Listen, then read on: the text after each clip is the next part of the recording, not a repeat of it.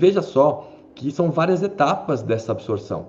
Então, essas etapas, elas são muito sujeitas a erros metabólicos. Eu posso ter, por exemplo, uma doença autoimune, onde eu destruo células parietais, onde eu destruo as células que produzem um fator intrínseco. E daí o que acontece? Eu vou ingerir a B12, eu destruí minhas células que produzem fator intrínseco, a B12 chega e vai embora para as fezes. Eu jogo ela embora, porque eu não consigo absorver, já que eu não tenho fator intrínseco, porque eu destruí por uma doença autoimune. Então, essa condição foi a que deu origem aos estudos mais aprofundados de B12, e é uma condição descrita em 1826, onde viram que algumas pessoas tinham esse problema, que chamaram de anemia perniciosa, e elas morriam depois de 2 a 3 anos do diagnóstico. Então veja que problema que era isso, a gente não conseguia achar uma forma de tratamento, porque a gente mal conhecia esse mal que assolava algumas pessoas. Então a gente sabe hoje que era uma doença autoimune. E os médicos da época viram uma coisa muito interessante.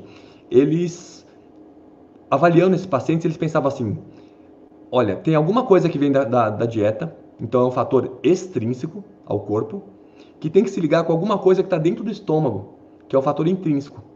E as pessoas que têm essa doença não têm esse fator intrínseco. Então, o fator extrínseco passa reto. Hoje a gente sabe que o fator extrínseco é a B12.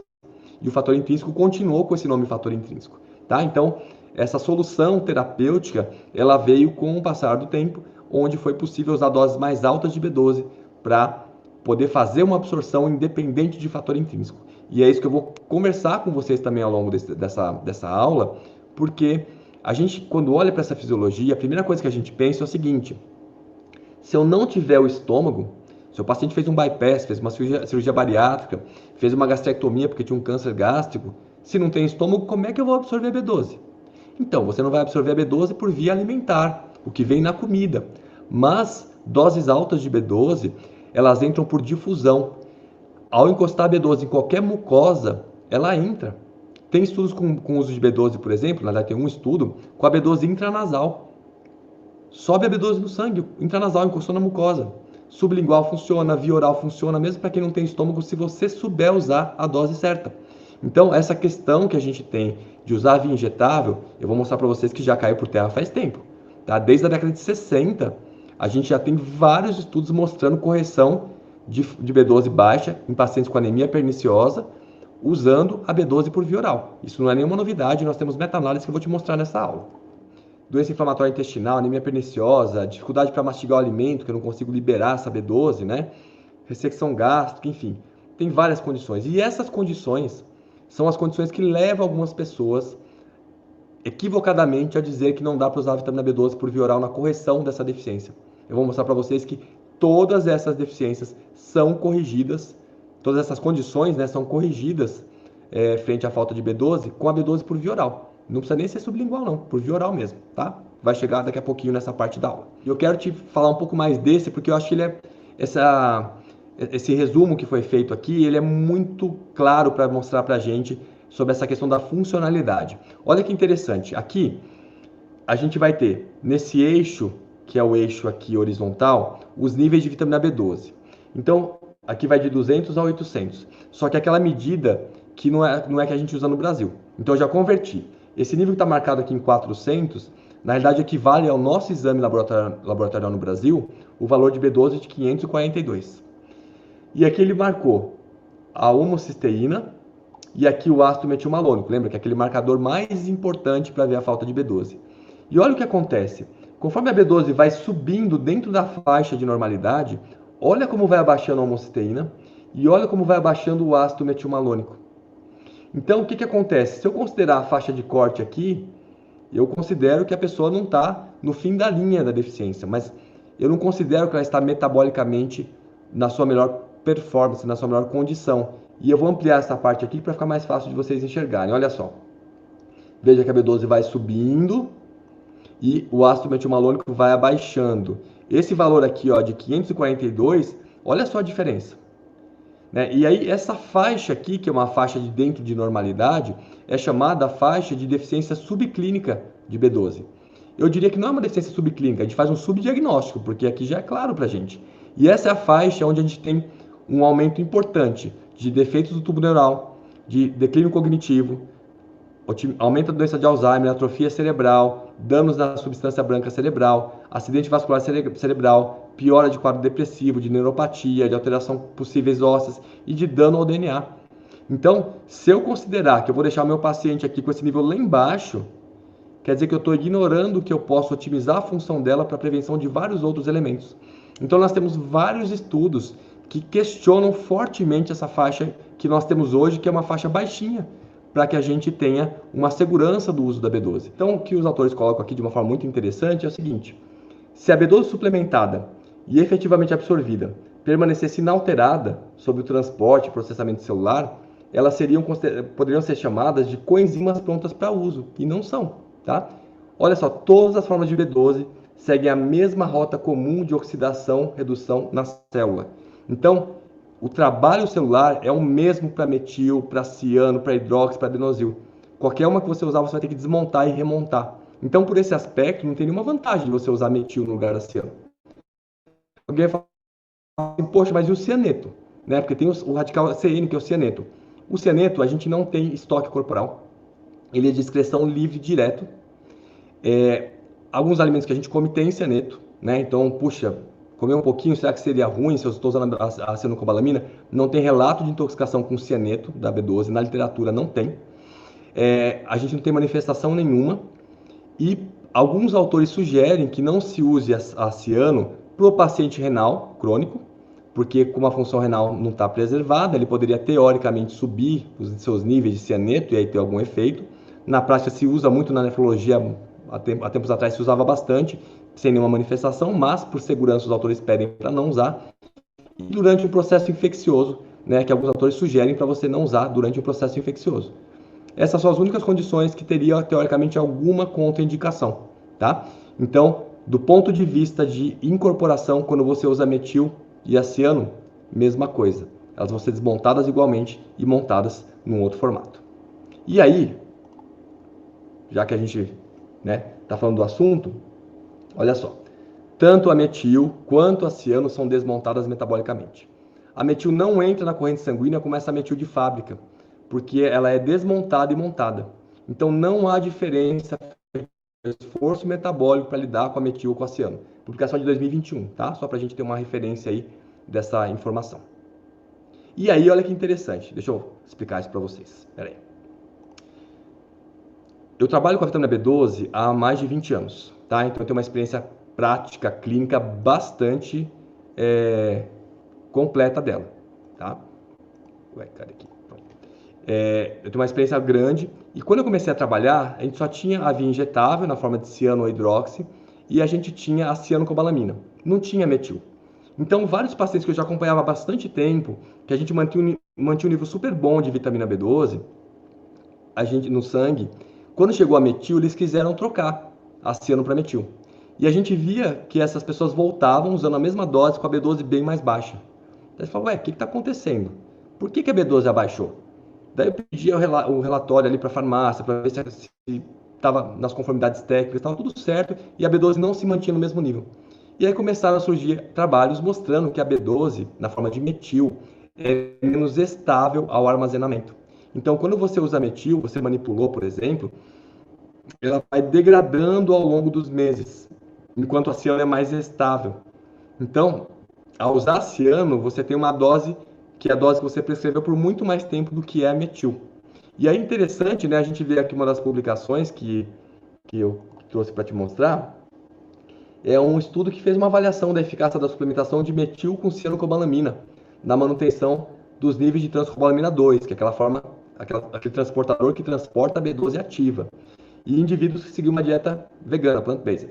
Então, olha só, 21 indivíduos usaram a ciano, 14 usaram a metil, e 7 usaram alimentos que poderiam ter, de alguma forma, talvez, um efeito, porque eram a kombucha, a levedura, não é lavadura aqui, tá? É levedura, enfim. E aí, veja só os níveis sanguíneos que a gente encontrou aqui, da transcobalamina no grupo que usava ciano, e olha só a metil, é quase a metade, que é o que a gente encontra em muitos pacientes mesmo. E quem usava o alimento ali, bem baixinho, né? Porque é praticamente desconsiderável. E esses indivíduos não usavam doses iguais. O grupo que usava que usava ciano usava inclusive doses mais baixas do que o grupo que usava metil. O grupo da Ciano ingeria mais ou menos 582 de B12 e o outro grupo ingeria 988. Então veja que essa questão da estabilidade é muito importante. Então, quando você vai trabalhar com alguém usando a metil, você pode usar a metil, ela funciona, a hidroxi funciona, sendo todas as formas de B12 funcionam porque o corpo faz as interconversões intracelulares, tá? Então, qualquer B12 é bem-vinda e pode ser usada. Mas você precisa saber que a metil não é superior a ciano na sua questão de incorporação celular e, além disso, a metil é menos estável ao armazenamento. A minha sugestão é que se você vai utilizar a B12 para fazer um tratamento de alguém com deficiência, que você comece com a ciano, porque ela é que vai te garantir uma segurança na dose, nessa estabilidade do produto e você garante a correção. Ah, mas eu gosto de usar metil. Então, começa com a ciano para corrigir, depois você usa metil para tentar fazer a manipulação. Tá? Esse é um ponto bem importante que a gente vê muita diferença na prática. Aí, esse é um outro ponto que eu quero te contar, que está vindo um monte de mentira por aí, então eu quero que vocês saibam disso.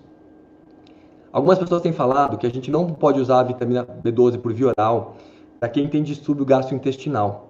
Né? Então, esse artigo, ele é uma revisão sistemática que ele coloca essa pergunta: será que eu posso confiar no uso da B12 por via oral em quem tem problemas gastrointestinais? Então, eles avaliaram pessoas com gastrite atrófica, infecção por H. pylori, hipercrescimento bacteriano, né, SIBO, uso de antiácidos, alcoolismo crônico, cirurgia ou reconstrução gástrica, insuficiência pancreática exócrina. Ou seja, várias condições que eu poderia ficar com medo de usar a vitamina B12 para esses indivíduos por via oral. Então, eles falam assim, vamos usar sublingual ou injetável. Eu não vou abrir esse estudo todo aqui, porque ele está dentro do curso, né, um pouquinho mais longo, mas todos os estudos que fizeram o uso da B12 oral nesses pacientes, houve correção total da vitamina B12. Ou seja, não tem problema nenhum eu não ter o estômago, eu ter inflamação nessa região, porque a B12 ela vai ser absorvida por contato com mucosa se você usar a dose correta.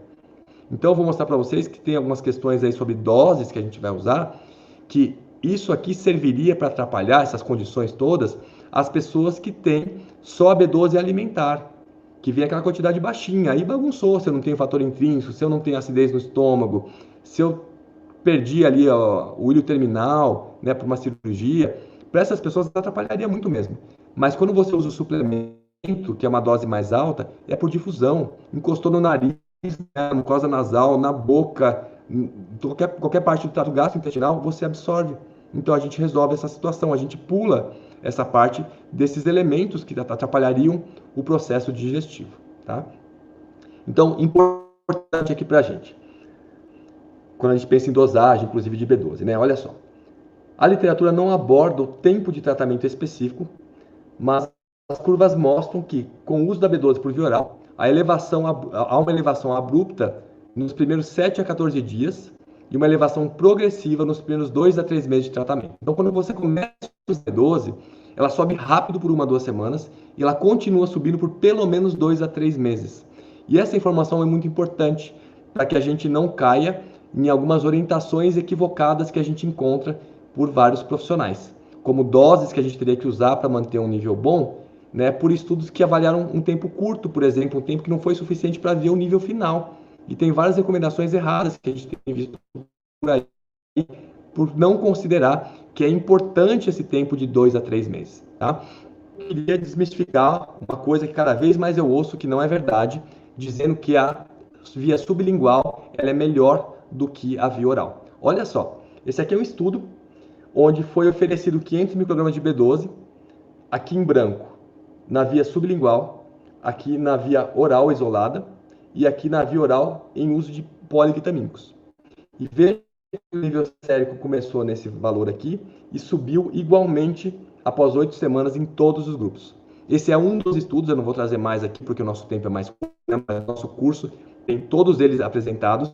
Em todos os estudos, a via oral teve o mesmo resultado da via sublingual. A via sublingual pode ser usada? Claro que pode, mas ela não é superior à via oral, porque a gente tem aqui essa parte ligada à sua absorção por mucosa, tá?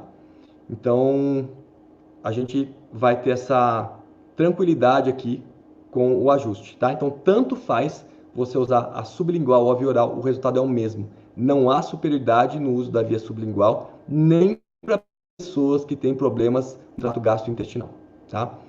Só como a transmissão está um pouquinho mais parada, eu vou tentar tirar minha câmera para ver se melhora um pouquinho, tá? A visão aí de vocês. Então, olha só.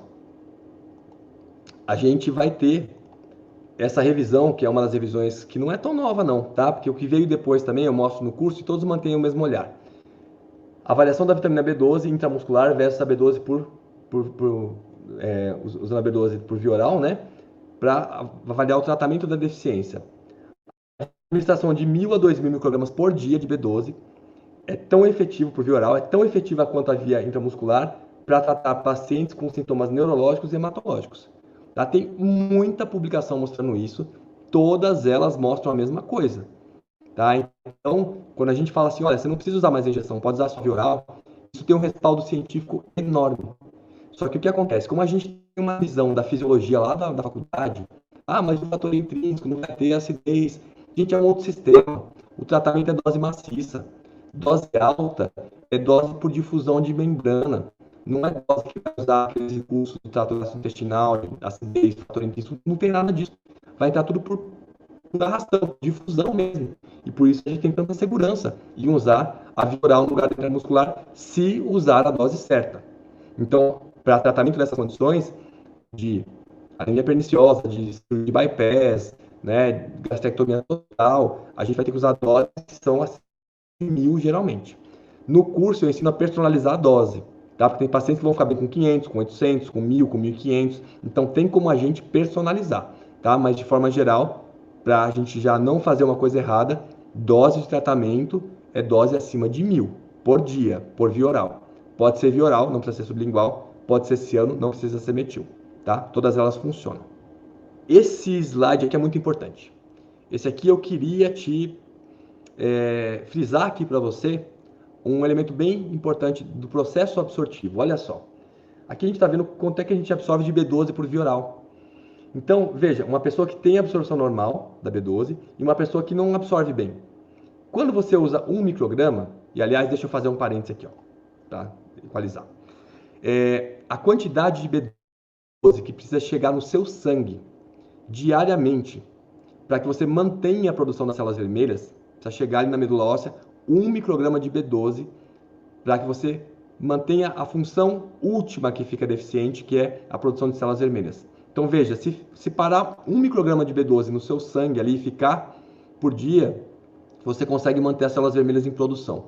Não quer dizer que você fica com a parte hematológica toda plena e nem com a parte neurológica toda plena, mas pelo menos o básico da formação das células vermelhas você consegue, tá? Então esse é o número que a gente tem que lembrar, que é onde as DRIs colocam como cálculo básico para estipular os 2,4 microgramas por dia de ingestão, que no curso eu aprofundo mais isso para mostrar passo a passo por que essa conta ela está cheia de erros e por que ela não vai funcionar.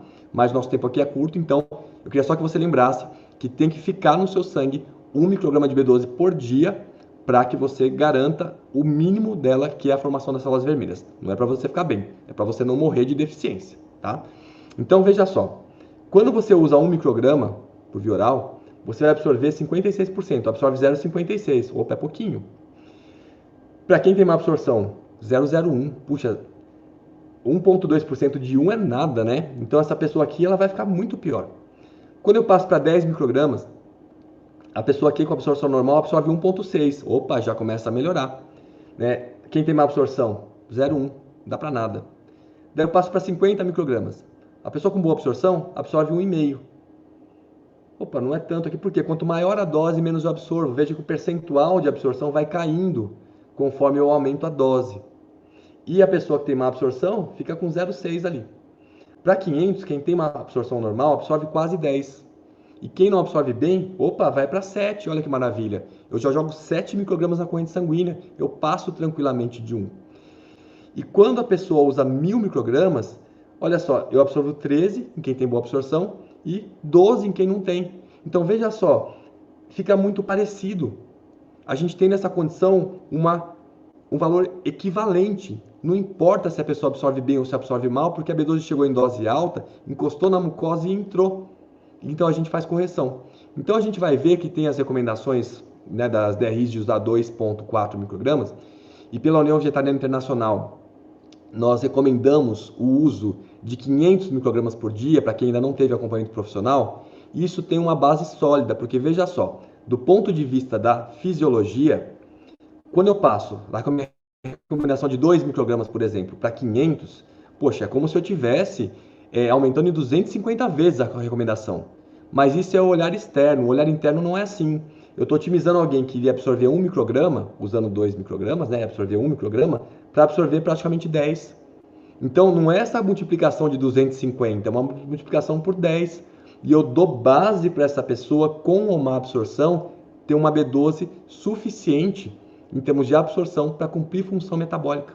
Tá? Então, esse é o raciocínio que a gente vai usar para poder fazer esse uso. Importantíssimo aqui, tá? Que muitas pessoas cometem esse equívoco. Quando você está trabalhando com a B12, você usou uma dose lá específica de uns 1.000 microgramas. A primeira consulta é importante para o diagnóstico. A segunda consulta é importante para ver para onde foi o nível que você prescreveu a B12. Então, quando você faz o segundo olhar do exame, a gente vai ver para onde chegou, para ver o que você vai fazer com a dose. A gente não vai suspender a B12 quando ela chegar num nível bom. A gente vai ver, primeiro, passou do nível que você queria que chegasse? Reduz a dose. Opa, não chegou no nível que eu queria? Aumenta a dose. Ah, chegou bem no nível que eu queria? Mantém a dose. Porque aqui é o seguinte, olha, a B12, ela não vai ter um acúmulo infinito. Geralmente, quem tem um nível baixo de B12, vai ter baixo toda vez que parar o suplemento, tá? É bem comum isso acontecer.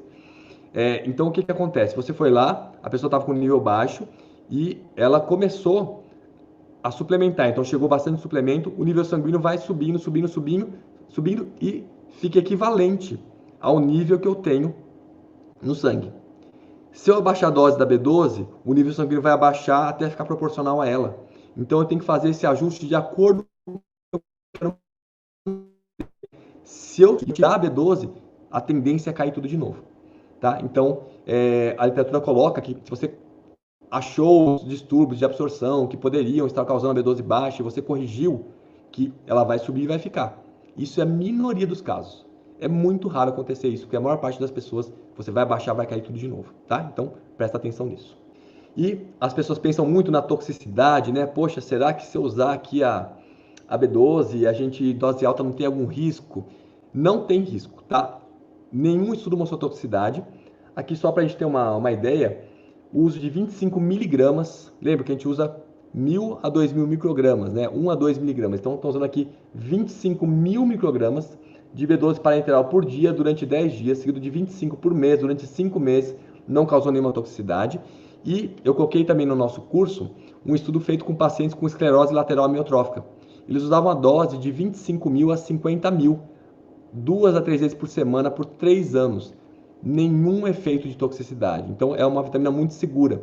O que acontece é que algumas pessoas, elas vão ter o aparecimento de acne. Veja, a acne não é toxicidade. Isso é um efeito ocasionado em algumas pessoas que são sensíveis quando há uma elevação da vitamina B12.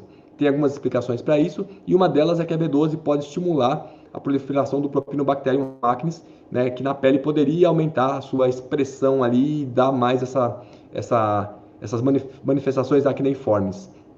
Isso tem a ver com o nível de B12 que a pessoa chega, não com o tipo de B12. Então, vamos dizer que é o seguinte, a pessoa começou a tomar B12, a B12 foi subindo, estava em 200 no exame de sangue, foi para 300, 400, opa, quando chegou em 500 para essa pessoa que é sensível, para ela, acima de 500 dá acne. Então, o que a gente faz? A gente vai ter que manter essa B12 um pouquinho abaixo para poder usar, manter um nível bom sem acne. Tem gente que fala assim, poxa, mas eu estava usando a ciano, deu acne, eu troquei para metil, não deu. Por quê? Porque a metil é menos estável. Daí o nível sanguíneo que estava mais alto com a ciano, trocou para metil, abaixou o nível sanguíneo e ficou naquela faixa que não dá acne. Tá? Então não é o tipo de B12, é o nível sanguíneo que a gente atinge que pode causar essa alteração.